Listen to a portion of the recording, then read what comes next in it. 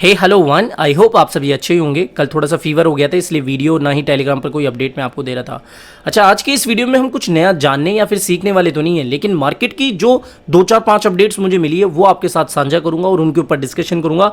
और जो मैं बात आपको बता रहा हूँ ना, वो आप ही के फायदे की है। और भैया मेरी बातों को हल्के में लेकर, अपना लॉस आप पहले भी करवा चुके हो तो थोड़ा सा सीरियसली ले लेना। तो सीधा वीडियो को शुरू करते हैं। और एज यू ऑल नो कि अभी मार्केट की कंडीशन किस तरीके से है, बहुत ही बड़ी बड़ी और सीधा आपके फंड को ही उड़ाने वाली अपडेट्स आ रही है, यानी कि प्लेटफॉर्म ही गायब हो रहे, बैंकरप्ट हो रही है, ऐसी अपडेट्स आ रही है। तो प्लीज टेलीग्राम को ज्वाइन कर लेना, बिकॉज मार्केट से अगर कोई भी ऐसी अपडेट आती है तो वो सबसे पहले मैं टेलीग्राम पर आपके साथ शेयर कर देता हूं, जिससे कि आप समय रहते कोई अच्छा एक्शन ले लो।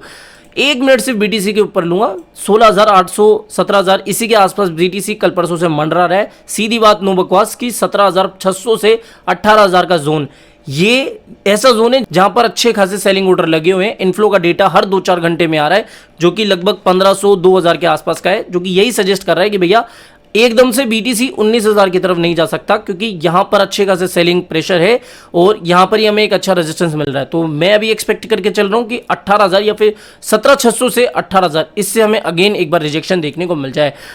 याद हो, आज से लगभग 10 दिन पहले, 10 या 11 दिन पहले मैंने आपके साथ 4-5 डेट शेयर करी थी। उन डेट्स में से एक डेट थी 15 तारीख या फिर 16 तारीख, आप बोल सकते हो, आज 16 तारीख है, कि भैया इस तारीख पर G20 समिट होने वाला है। और सभी को पता है कि कुछ अपडेट्स हमने बहुत पहले भी देख लिए। ये लेटेस्ट तो 14 तारीख की अपडेट है, जिसमें ये बताया गया है कि भैया crypto regulation to be a priority for India at G20 summit, यानी कि ये जो अभी G20 समिट हो रहा है, चल रहा है, उसके अंदर इंडिया की ये प्रायोरिटी होगी कि भैया वो क्रिप्टो रेगुलेशन के ऊपर बात करे।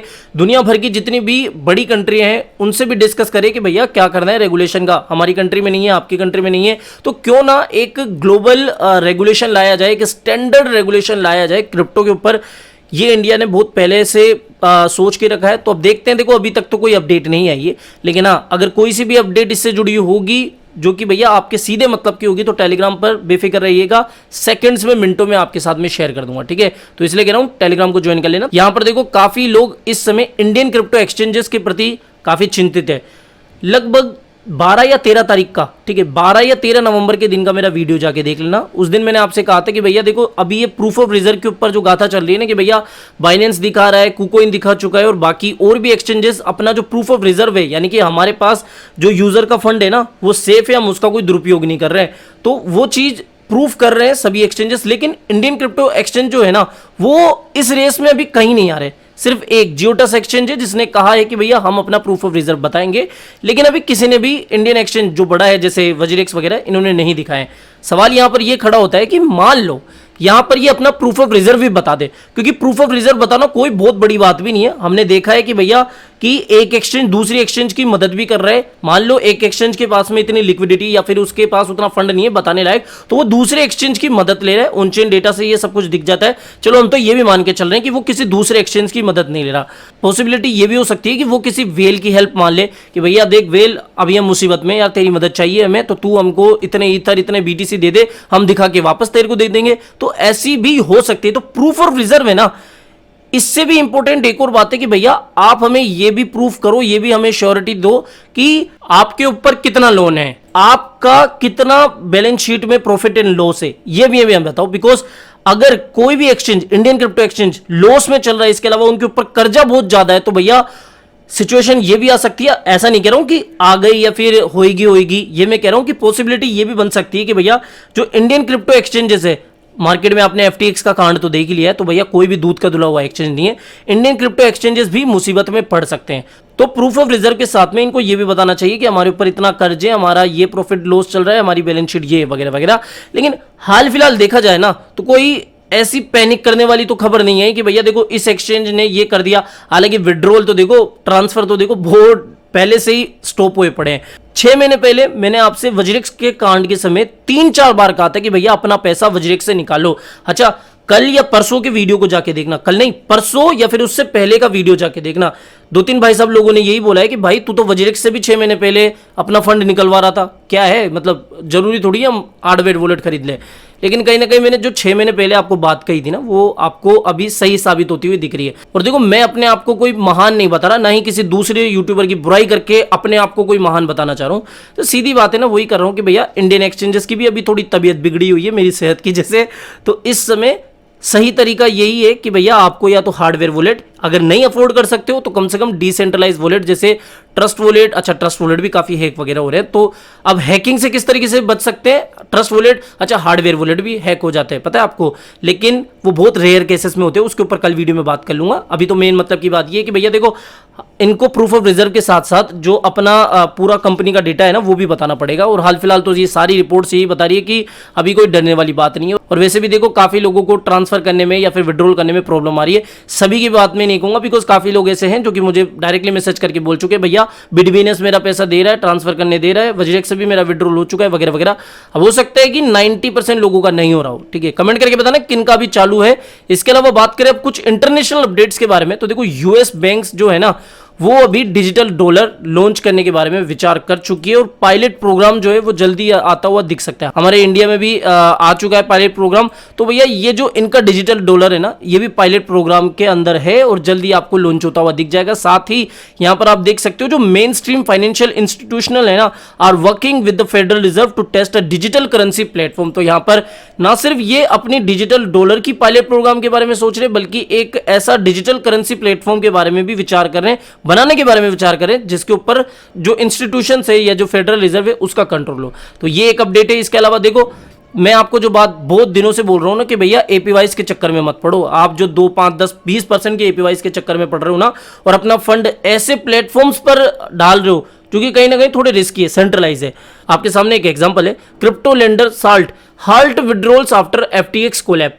तो भैया एफटीएक्स कोलैप के बाद में जितने भी प्लेटफॉर्म है या एक्सचेंजेस है ना वो भी डरे हुए हैं कि भैया डर के मारे सारे जो लोग हैं वो पूरा का पूरा फंड अपना एक्सचेंजेस के ऊपर से हटाकर किसी दूसरे या फिर डिसेंट्रलाइज एक्सचेंजों के ऊपर ना चले जाए, ठीक है।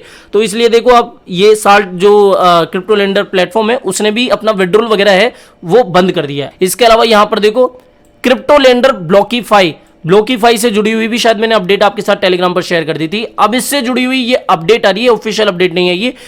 ब्लॉकीफाई prepare for possible bankruptcy filing after FTX कोलैप।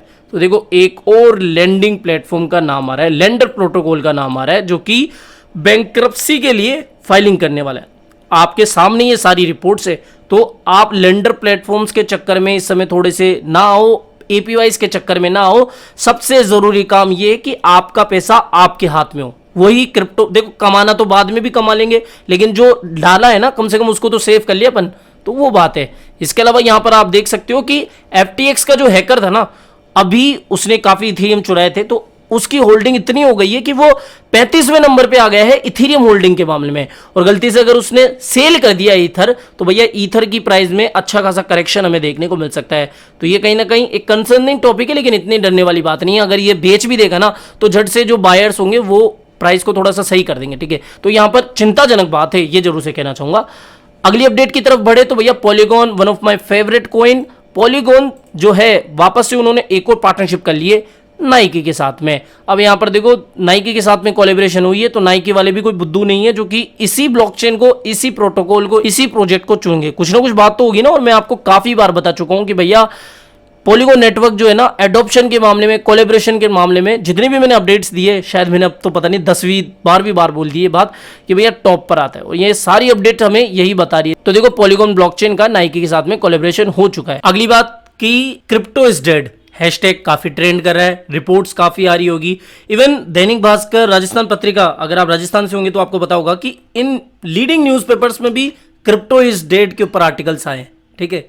Chetan Bhagat काफी जाने माने राइटर हैं, ये भी बोल रहे हैं क्रिप्टो का अंत हो चुका है, कुछ नहीं रखा था, मैंने तो पहले ही बोला था वगैरह वगैरह।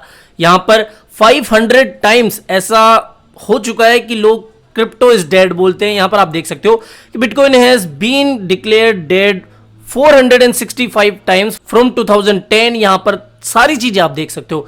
ये रिपोर्ट कब की है? कल की है।